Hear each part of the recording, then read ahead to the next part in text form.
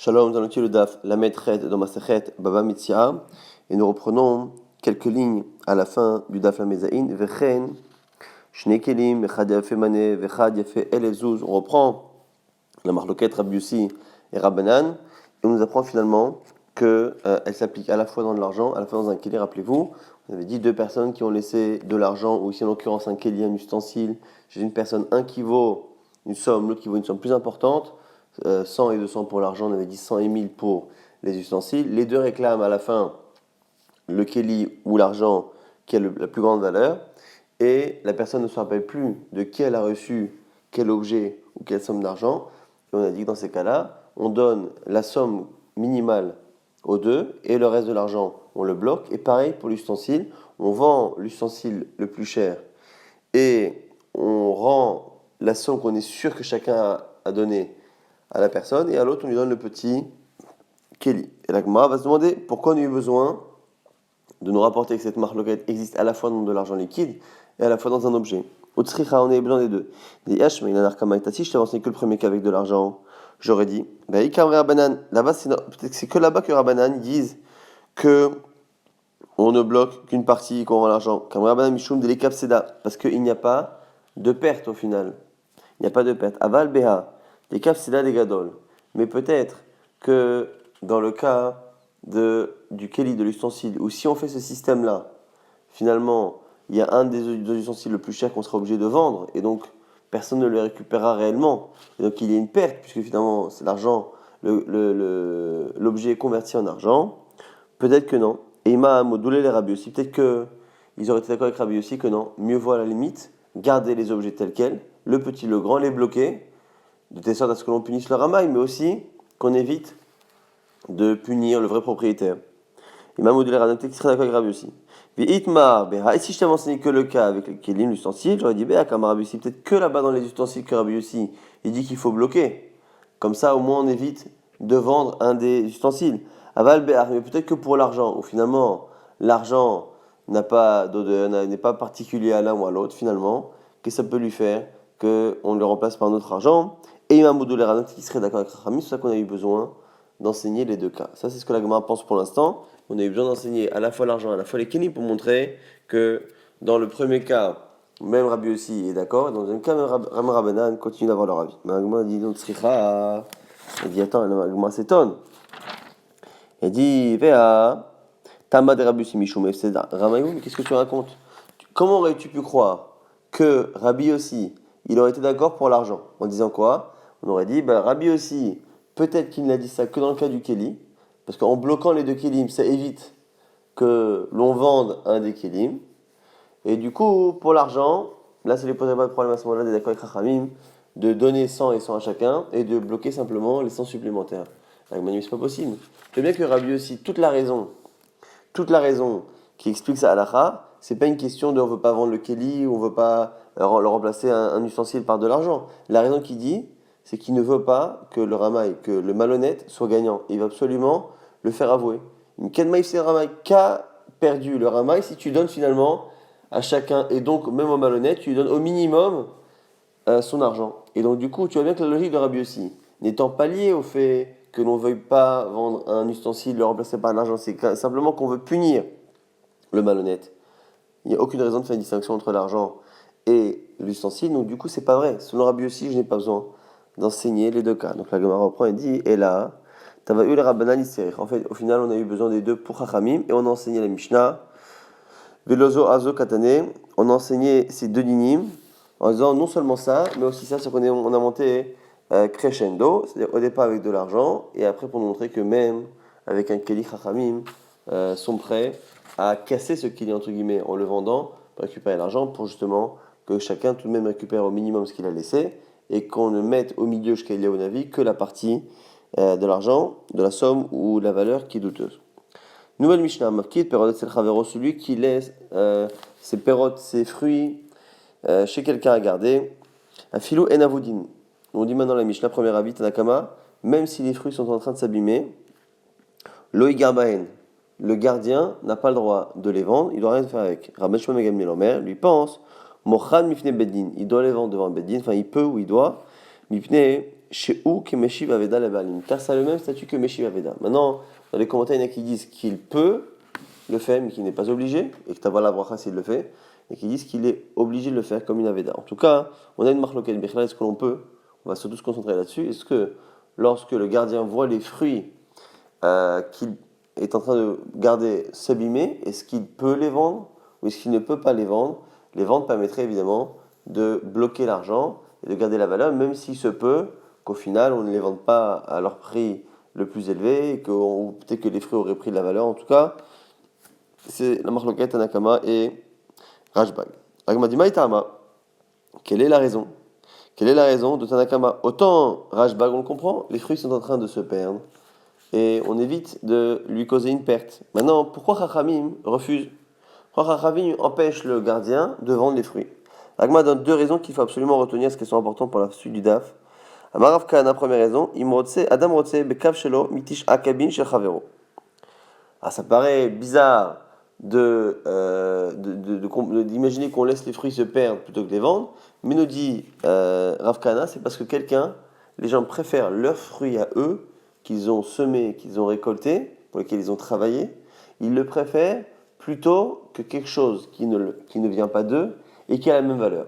C'est-à-dire qu'en gros, on est en train de nous dire, et on verra par la suite que dans tous les cas, dans la Mishnah, on parle d'une perte qui n'est pas très importante, et donc en fait, on le verra au nom de Rabbi Yochanan, mais en tout cas, ce que nous dit ici Rav Kana, c'est qu'une personne, elle a des fruits qui valent, on va dire, 1000 euros. La personne préfère que ces fruits qui valaient 1000 euros lorsqu'il les a laissés, préfère les garder, même si à la fin, quand il les récupère, ils ne valent que 900 euros, plutôt qu'on lui donne à la fin 1000 euros et qu'il rachète des fruits avec, et que ces fruits, finalement, ne soient pas les siens. Ça, c'est la logique de Rav Kana. Rav Nachman propose autre chose. Rav Nachman Yitzhak Amar, Chayshinan, Shemas Anamavkid. Trouma ou Maaser, al makom acher. Autre réponse qui est totalement différente de Rav Nachman bar Yitzhak, c'est la raison pour laquelle on ne peut pas, c'est ce qu'on a peur que la personne à distance, le propriétaire à distance, ait utilisé ces fruits-là que la personne est en train de garder comme étant un prélèvement de Maaser ou de Trouma pour une autre récolte. Et du coup, on se retrouverait en train de vendre et de donner à quelqu'un donc ces fruits qui finalement sont de la trouma, sont du maaser, et donc ça pose problème. Deux raisons totalement séparées. Pourquoi finalement, alors que les fruits sont en train de s'abîmer, selon Tanakama, on n'a pas le droit de les vendre? Soit parce que la perte qui est occasionnée est moins importante que le bénéfice que le propriétaire a de récupérer ses propres fruits, il préfère ses propres fruits abîmés que l'équivalent, mais qui ne sont pas les siens. Ou sinon parce qu'on a peur qu'en fait, entre-temps, le propriétaire ait rendu ces biens-là trouma ou maaser, et que finalement, on ne puisse pas les consommer. Alors l'agma maintenant va objecter à cette deuxième réponse. Meiti va marquer une perrotte et le chavero arelo igabahen, on est celui qui a des fruits qui sont gardés chez lui, il ne doit pas les toucher. Ou le fichar, on me dit quoi? Comme il ne peut pas les toucher, il ne peut pas les vendre. Ou le fichar, c'est la raison pour laquelle Baal Bayit, le propriétaire, en sait otan trouma ou maaser al makom acher. Il peut, depuis à distance, il peut prélever sur d'autres récoltes à partir de ces fruits-là. Donc ce qu'on nous dit ici, c'est que puisque un chômeur, un gardien n'a pas le droit de vendre les biens qu'on lui laisse, même s'il change d'apparence ou il se détériore légèrement, puisqu'il n'a pas le droit de les vendre, on nous dit maintenant quoi? Quelqu'un qui a laissé des fruits chez quelqu'un d'autre, à distance, il peut utiliser cette récolte pour prélever sur une autre récolte, parce qu'il peut se reposer sur le fait qu'il est certain que la personne ne vendra pas ses fruits, que le gardien ne vendra pas ses fruits. L'agma dit maintenant, cette braïta dit exactement la chose de Rav Nachman. Rav Nachman nous dit que c'est parce que justement la personne a pu faire éventuellement un prélèvement à distance que la personne ne peut pas vendre. Et là la braïta nous dit exactement l'inverse. Comme il ne peut pas vendre, l'autre peut faire prélèvement à distance. L'agma dit biche la mal Rav Kana. Selon Rav Kana, je peux comprendre. Haïnou de Katan, les firach, je peux comprendre le c'est pourquoi. C'est-à-dire, comme quelqu'un, on va répéter donc les causes et conséquences, puisque quelqu'un préfère récupérer ses propres fruits abîmés que les fruits de quelqu'un d'autre, avec plus de valeur, c'est pour ça que le gardien n'a pas le droit de vendre, et comme le gardien n'a pas le droit de vendre, le propriétaire à distance peut faire la trouma, les prélèvements dessus, en étant assuré que ces fruits sont toujours présents chez le gardien. Mais selon Rav Nachman, et là le Rav Nachman bar Yitzhak bah il est fichar. On a l'impression que la relation de cause à conséquence a été inversée. La Gemara dit non, achikama. Comme ça, il faut dire ashta de amurabanan nasben, de chayshinan. Non, non, non, c'est finalement un cercle qui revient. C'est-à-dire que au départ, comme on a peur que la personne ait fait un prélèvement à distance, comme on a peur qu'il ait fait sans se demander si c'est autorisé ou pas, comme on a peur que le propriétaire fait un prélèvement à distance, le gardien n'a pas le droit de vendre. Et maintenant qu'on a officiellement dit qu'on n'a pas le droit de vendre, que le gardien ne peut pas vendre, parce qu'on craint que, alors maintenant c'est totalement autorisé pour le propriétaire de faire un prélèvement à distance. Donc au départ, c'était un chachash, le chachash a créé une halakha, cette halakha a permis à ce que maintenant ce soit totalement autorisé de le faire. Amar Rabba bar Bachana, Amar Rabbi Yochanan, maintenant halakha de Rabbi Yochanan, très importante également par rapport à notre Mishnah. On nous dit quoi? Machloket, bichidei chesronan. La machloket dans la Mishnah. Est-ce qu'on a le droit de toucher au passant de Tanakama, on n'a pas le droit de vendre les fruits qui sont en train de s'abîmer? Selon Rabbi Meir, on a oui le droit. Alors, selon Rashbag Mechila, on a le droit. On nous dit ici que la marloquette bichidei chesronan, c'est quand les fruits s'abîment de manière normale, avec leur chisaron, leur perte habituelle. Avalioder, bichidei chesronan. Mais si les fruits s'abîment de manière inhabituelle, anormale, à ce moment-là, divra kol mochan bebeidin. Même Tanakama est d'accord. Donc, ce qu'on est en train de nous dire ici, c'est pourquoi finalement on peut expliquer à Chachami, c'est parce qu'en fait, le propriétaire qui a laissé ses fruits savait que ces fruits-là, en quelques semaines, quelques mois, allaient changer d'apparence. Et donc, cette perte-là, elle est attendue et elle n'est pas si importante. Si par contre, elle est très importante et inattendue et qu'on peut l'éviter, et évidemment qu'on doit l'éviter, c'est ce que nous dit ici Rabbi Yochanan. L'Agma dit Ad Rav Nachman bar Yitzchak vadaï pligé, Ad Rav Kana milima pligé. Maintenant, l'Agma nous dit ça, c'est un vrai problème par rapport à Rav Nachman bar Yitzchak. Pourquoi? Parce que Rav Nachman bar Yitzchak a expliqué que la raison pour laquelle on ne pouvait pas vendre, c'était une histoire de trouma. C'est qu'on a peur que le propriétaire ait prélevé la trouma. Et au final, cette crainte que le propriétaire ait prélevé la trouma et que maintenant on vende à quelqu'un d'autre, cette crainte-là n'est pas du tout liée à quelle est la force et le type de dégradation qu'il y a sur les fruits. Il n'y a pas de logique. Au final, si, selon Rav Nachman, la raison pour laquelle Tanakama refuse que l'on vende le bien, c'est parce qu'on a peur que ce soit trouma, qu'est-ce que ça change finalement? Que les fruits s'abîment un peu ou beaucoup? Il n'y a pas de raison de dire que parce que les fruits s'abîment beaucoup, la personne à distance n'a pas fait de prélèvement, ça n'a pas de sens. Alors que selon Rav Kana, la Gemara explique tout de suite, qui est Rav Kana, on peut très bien dire que Rav Kana, ce qu'il a dit, c'est bichidei chesronan, lorsque justement la perte n'est pas trop importante. C'est-à-dire que la logique de Rav Kana de dire pourquoi, selon Tanakama, on ne peut pas vendre les biens de quelqu'un, les fruits de quelqu'un qui sont en train de s'abîmer, parce que la personne préfère ses fruits abîmés que les fruits avec une plus grande valeur, mais qui ne sont pas les siens. Et là, on peut très bien imaginer que cette logique-là est valable tant que les fruits perdent une valeur qui est une valeur en général habituelle, se dégrade de manière normale, donc c'est pas très important. Mais par contre, si les fruits s'abîment totalement et que la perte est très importante, on peut très bien comprendre que la logique de Rav Kana ne s'applique plus et que quelqu'un préfère tout de même récupérer ses 1000 euros avec des fruits qui ne sont pas les siens plutôt que de récupérer que 50 euros sur les 1000 euros qui était la valeur d'origine de ces fruits. L'Agma dit maintenant, le seul problème c'est que Rav Kana, lorsqu'il a donné son explication, il a dit quelqu'un préfère un cave, une mesure de un cave qui est à lui, plutôt que 9 cabines de chez quelqu'un d'autre. Ce qui sous-entend que la personne préfère ses biens à lui qui ont perdu finalement 8 neuvièmes de leur valeur, il ne reste que 1 neuvième de la valeur, et plutôt que de garder 9. Donc la Gemara a l'air de dire que finalement, il préfère à la limite que le prix soit divisé comme ça.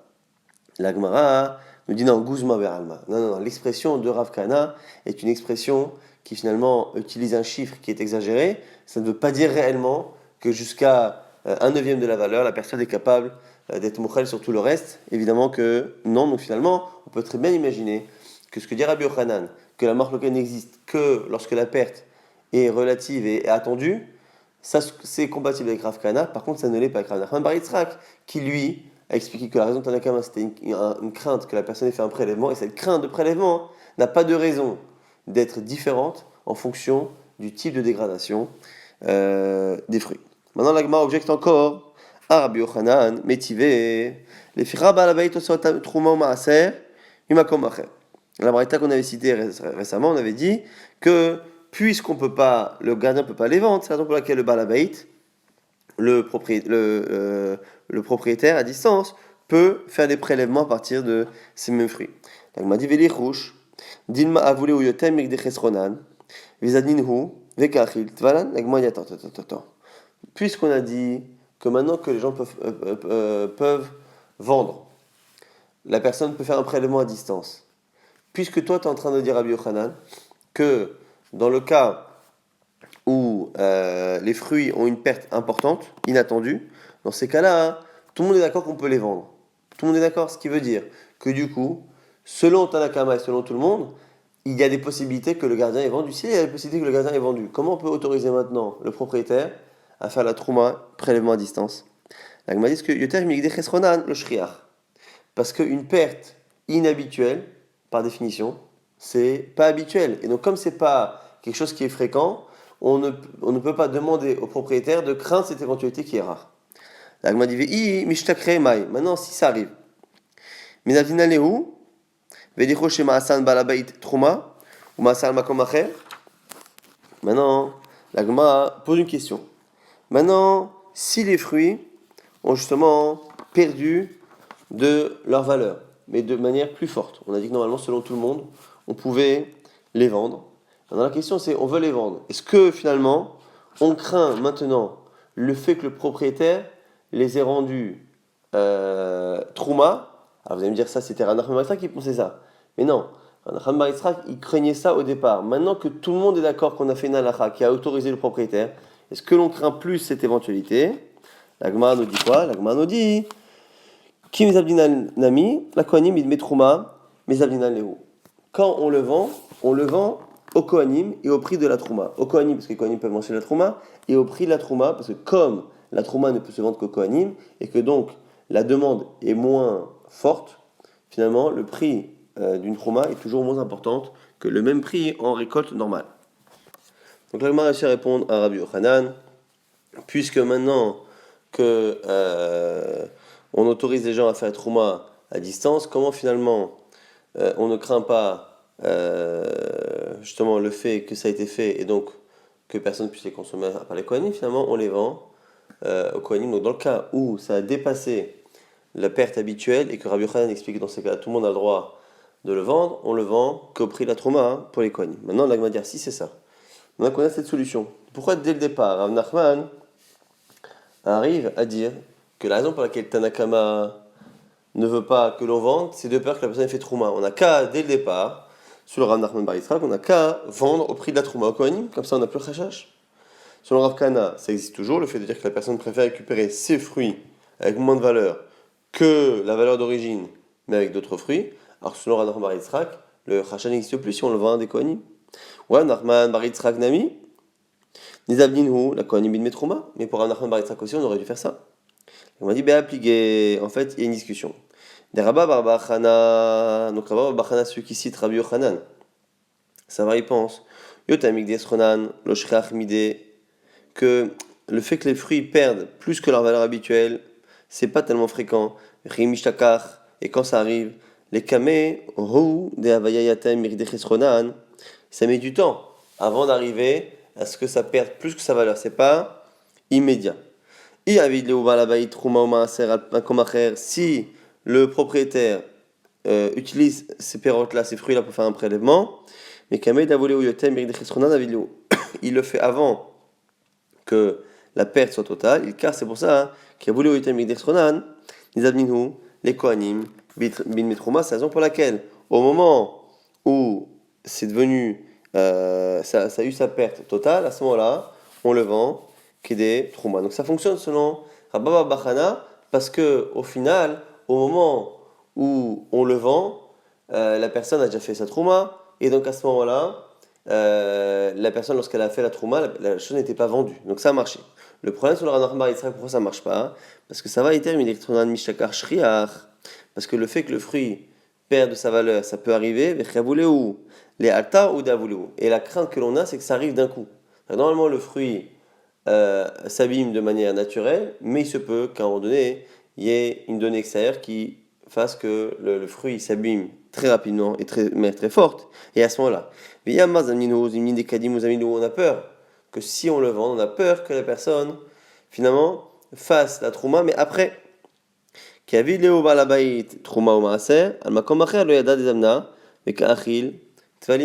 On a peur cette fois que la personne finalement fasse la trouma sur ses biens qui ont déjà été vendus, donc son prélèvement ne fonctionne pas et donc il a mangé Tevel. Donc ce qu'on apprend ici selon Nachman bar Yitzhak, c'est qu'au final on craint non pas pour celui qui va acheter la récolte, parce qu'effectivement la récolte on peut la vendre à des kohanim en tant que trouma et à ce moment-là on évite la crainte du prélèvement. Le seul problème, c'est qu'en retour, on a peur que le propriétaire, lui, en ayant fait une trouma à distance, on a peur qu'il pense l'avoir fait avant la vente, et finalement, il l'a fait après, donc sinon sa trouma ne fonctionne pas, et donc la récolte qu'il va consommer, qu'il pense avoir prélevé, finalement ne sera pas mitou kenet, et c'est la raison pour laquelle, finalement, sur le Ranach bar Yitzhak, ça reste un problème.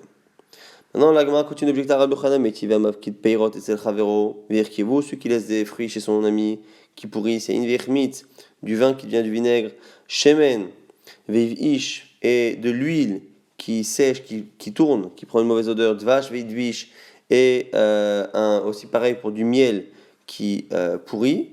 Un réseau de gaba, il ne pourra pas les toucher, il ne pourra pas les vendre. Dit vrai Rabbi Meir, c'est Rabbi Meir. Chachamim omrim, c'est la takana. Selon Chachamim, on fait une takana, on verra ce que ça veut dire. Ou mochan me veidin, il les vend au beddin. Ou que mochan l'acherim, benom mochan l'asmo. Et lorsqu'il les vend aux autres. Et non pas à lui-même, de peur qu'il se fasse un prix et qu'il gagne dans l'histoire. Au passage, par rapport à ces dernières choses, on va citer quelques halachot au sujet du rshad où on nous demande d'éviter de créer des soupçons. Kayot Sebo dans le même genre, Gabayt Zaka, Bizmach El Emanim Lechalek, celui qui s'occupe des fonds de Tzedaka, lorsqu'il n'y a pas de pauvres à qui donner l'argent, Portim Lacherim, on change l'argent. Comme à l'époque il y avait plusieurs monnaies, plusieurs pièces, et les petites pièces de monnaie, les proutotes, étaient faites dans des métaux qui n'étaient pas de très bonne qualité et qui avaient tendance à s'abîmer. Donc les pièces pouvaient perdre de leur métal, donc perdre de leur valeur, donc il fallait les changer dans un métal qui était plus solide comme l'argent. Et ce change-là, on nous dit, il ne le fait pas avec ses propres pièces d'argent, de peur qu'à un moment donné, il ne soit pas honnête ou que les gens le soupçonnent de l'être. Gabay Tamchoui, pareil pour Gabay Tamchoui, ceux qui s'occupent non pas de la tzedaka, mais de la soupe populaire. Donc des repas pour les pauvres. Bismach, et Naïmanim Nechalek, pareil, lorsqu'il n'y a personne à qui donner les repas. Mochin Acherim, il vend les repas et gagne l'argent pour les pauvres. Ben Mochin Asman, là aussi, il ne se vend pas à lui-même. Il n'achète pas lui-même donc ses plats de peur qu'au niveau du prix, il ne soit pas honnête. En tout cas, on voit au début de cette braïta, on voit quoi? Katanemihat, Perod Virkivu, que les fruits qui ont pourri, et le vin qui est devenu vinaigre, et le miel qui a pourri, on voit qu'on a une marloquette entre Rabbi Meir et Chachamim. Et donc, du coup, on a l'impression finalement que ce qu'a dit Rabbi Yochanan, c'est faux, puisque Rabbi Yochanan avait dit que la discussion n'existait que lorsque le pourrissement était léger et habituel, alors que là, on voit que c'était vraiment quelque chose qui a pourri. La Gemara dit lo birdech esronan. La Gemara dit c'est birdech esronan, c'est habituel. La Gemara dit attends, vea, il y a une vichmit, shemen viv ish, de vish, et t'as mis des esronan, mais tu vois bien que les cas qu'on a cités, c'est quelque chose qui n'est pas habituel. Un vin ne doit pas devenir vinaigre et ainsi de suite. La Gemara dit shane ane, kevan de kam. La Gemara répond oui, tu as raison. Mais là, le kilkul est venu d'un coup. Et comme c'est venu d'un coup, une fois que c'est fait, c'est fait. Donc ce qui veut dire que ici, la marque est un peu différente. Celui qui dit que tu toucheras pas, c'est Rabbi Meir, il dit écoute voilà, une fois que c'est fait, c'est fait. Nous, la marque qu'on avait, c'était, on a les fruits qui sont avoudines, ils sont en train de s'abîmer. Qu'est-ce qu'on fait alors qu'ils sont en train de s'abîmer? Est-ce que j'évite pas? Mais là, cette fois ici, ça y est, le fruit a complètement perdu de sa valeur, c'est vrai de manière très très forte, pas complètement, mais en tout cas en grande partie. Et une fois que c'est fait, on ne peut rien faire. Bon. Maintenant, l'agma au passage se pose la question. On connaît maintenant une nouvelle marloquette lorsque le fruit d'un coup a perdu de sa valeur. Est-ce qu'on le vend ou on le vend pas? L'agma dit attends, mais s'il a perdu de sa valeur, qu'est-ce que tu veux vendre?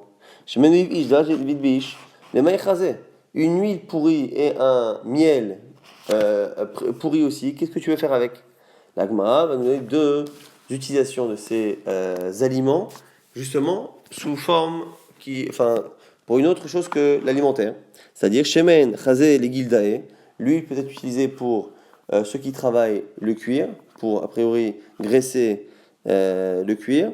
Dvash, l'irtisha, des gamelets, et le miel, donc, qui n'est pas consommable, peut être utilisé pour panser les blessures des chameaux. Lorsqu'on met des poids sur les chameaux, ils ont tendance à avoir des blessures au niveau du dos.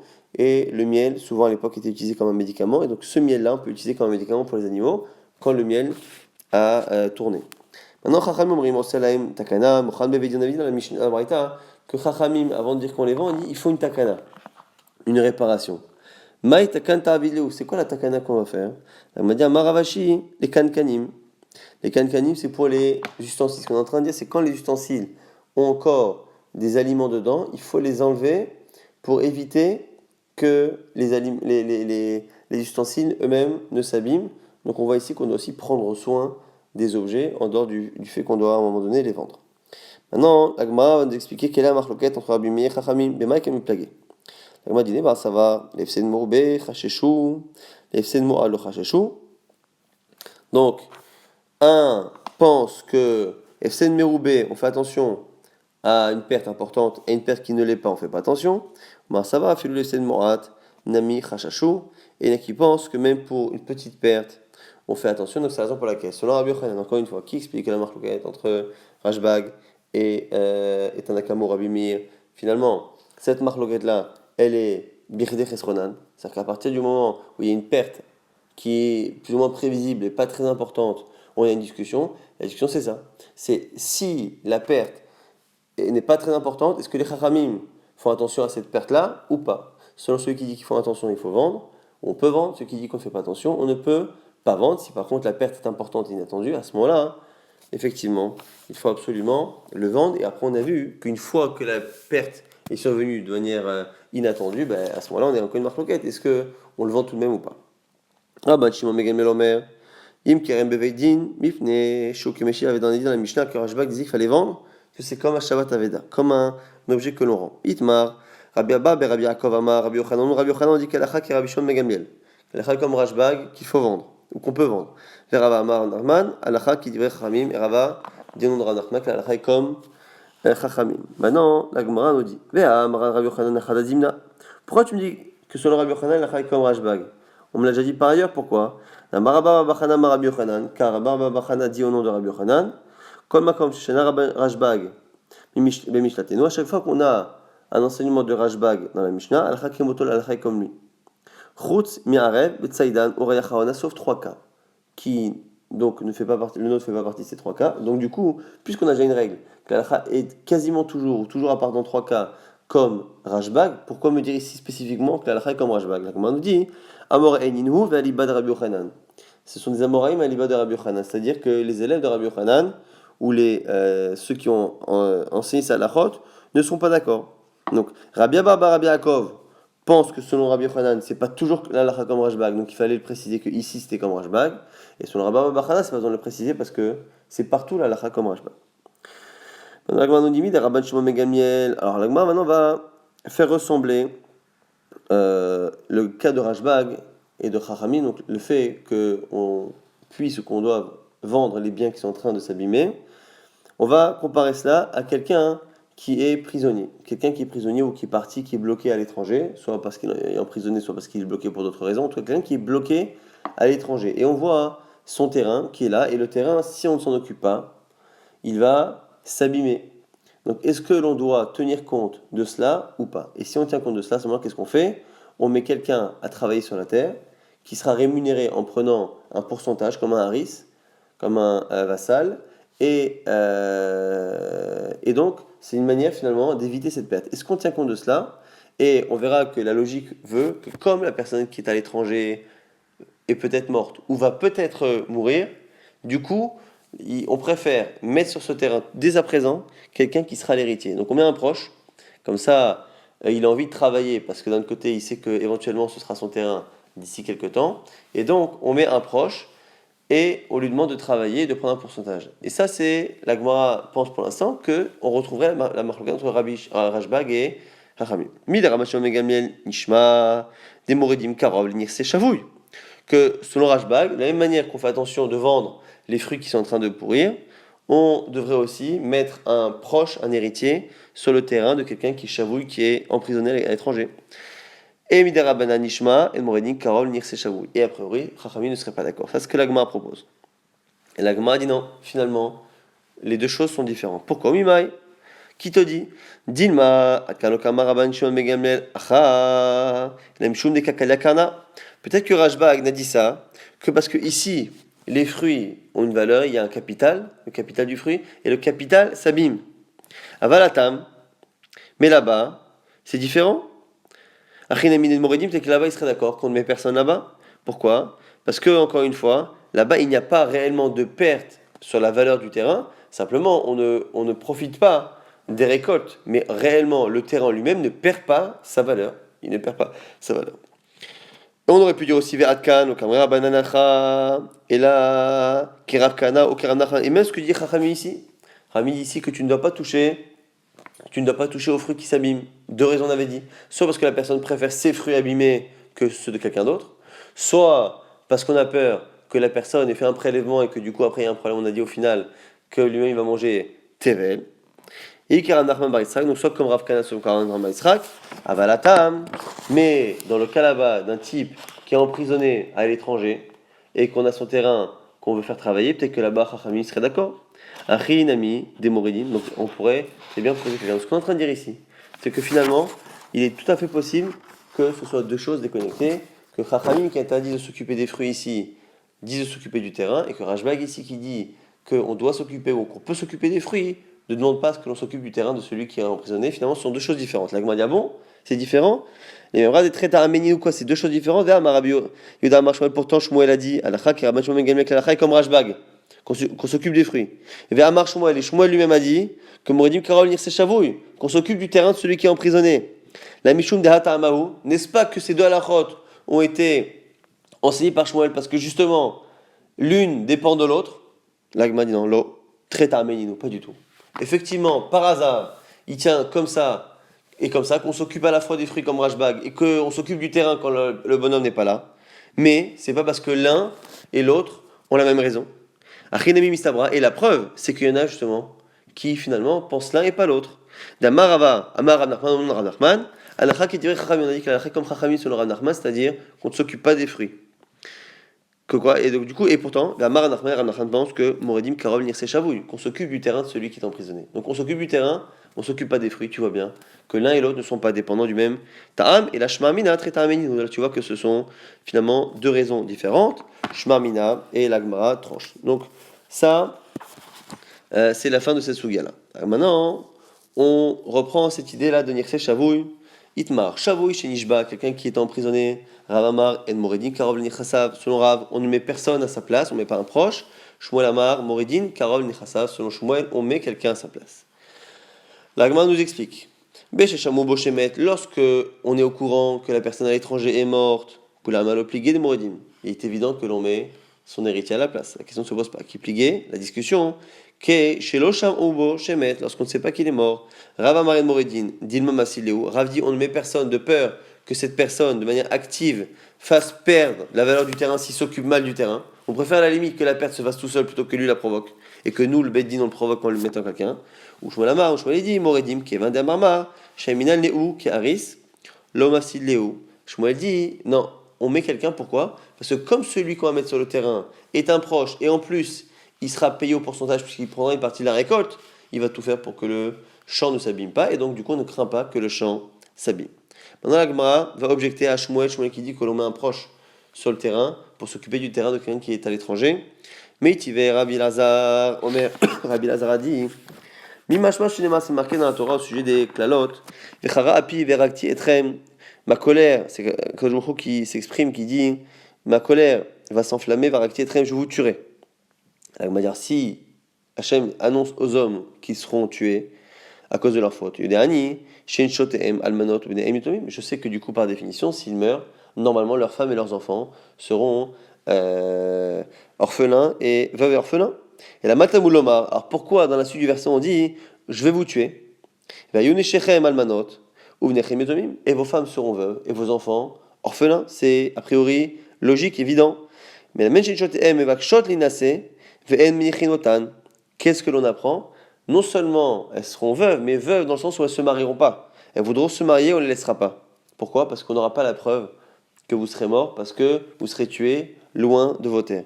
Vous nemrotzim nired ninirsavien, et vos enfants seront orphelins, non seulement orphelins physiquement du père, mais même orphelins de l'héritage, parce qu'on ne les laissera pas toucher ou même descendre, s'occuper du terrain. Et on ne les laissera pas. Donc, de là on voit qu'a priori on ne peut pas laisser les héritiers s'occuper du terrain lorsque la personne est à l'étranger. La Gemara dit Marava, Lired Velim Kortnan. Rava dit non, dans la Torah, lorsqu'on a dit qu'on ne laissera pas les enfants, on ne laissera pas les enfants devenir propriétaires à 100% pour vendre les biens. Mais habiter sur les biens, profiter de la récolte, oui.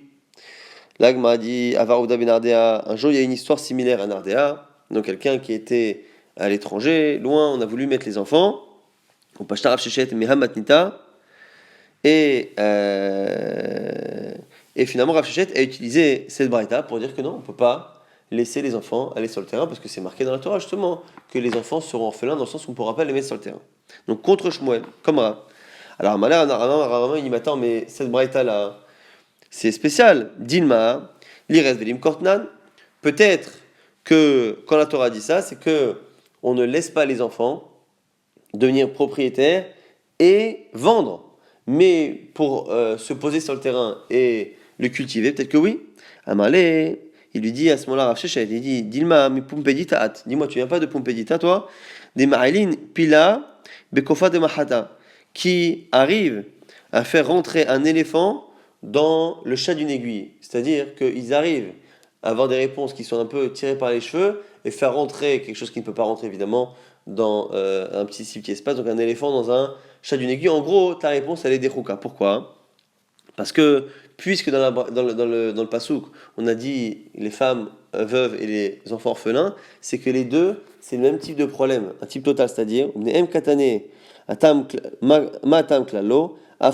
lorsqu'on dit que les femmes seront finalement veuves, il faut que ça ressemble donc aux femmes. Les femmes, elles pourront rien faire, pourront pas du tout se remarier. Pareil, les enfants ne pourront pas toucher au terrain. Alors que si tu dis que les femmes seront veuves parce qu'elles pourront pas se remarier du tout, et les enfants orphelins parce qu'ils ne peuvent pas tout faire avec le terrain, mais qu'ils peuvent quand même faire quelque chose, au final, il n'y a pas de ressemblance entre les deux. C'est pour ça que Rav Shechet pense plutôt que la Braïta va à l'encontre de. Je vais rapidement tenter de résumer ce daf. On avait vu une marloquette entre Tanakama et Rashbag. Est-ce que lorsqu'on a des fruits qui sont en train de s'abîmer de quelqu'un, est-ce qu'on doit les vendre ou est-ce qu'on peut les vendre ou pas? Selon Tanakama, non. Selon Rashbag, oui, on avait dit que la marloquette n'existait que lorsqu'il y avait Kedech Esronan, que lorsque les fruits s'abîmaient de manière normale et attendue, mais lorsque ils s'abîment de manière très forte et inattendue, tout le monde est d'accord que l'on peut ou qu'on doit les vendre. Après, on avait vu que sur la raison de Tanakama, pourquoi on ne pouvait pas les vendre, on avait deux avis. On a Rav Kana qui dit que c'est parce que la personne préfère ses fruits avec un peu moins de valeur que la valeur de départ ou d'autres fruits de quelqu'un d'autre. Et selon Rav Marissa, c'est de peur que la personne ait fait trouma à distance et utiliser ces fruits-là pour faire un prélèvement. Donc c'est la marque ça entre Rav Nachman et Yitzhak et Rav Kana sur le ta'am de Tanakama. On avait vu que lorsque le fruit s'était abîmé de manière très forte et il attend une fois que c'est fait, on a encore une marque est-ce qu'on le vend, est-ce qu'on ne le vend pas, Rabbi Meir et Chachamim. Et on a vu qu'on pouvait les vendre pour d'autres utilisations que des utilisations qui sont alimentaires. Après, on a vu qu'on avait un sujet qui finalement n'est pas lié à notre sujet avant, c'est est-ce que lorsque quelqu'un est emprisonné à l'étranger, est-ce que on met quelqu'un, un proche, un héritier sur le terrain pour s'occuper du terrain entre-temps? Selon Rav, non. Selon Rav Shechet, selon Shmuel, oui. Et on a vu qu'on avait une braïta qui, lui, en tout cas, par Rav Shechet, au niveau du pshat, au niveau du sens, avait l'air d'être à l'encontre de Shmuel et plutôt dans le sens de Rav.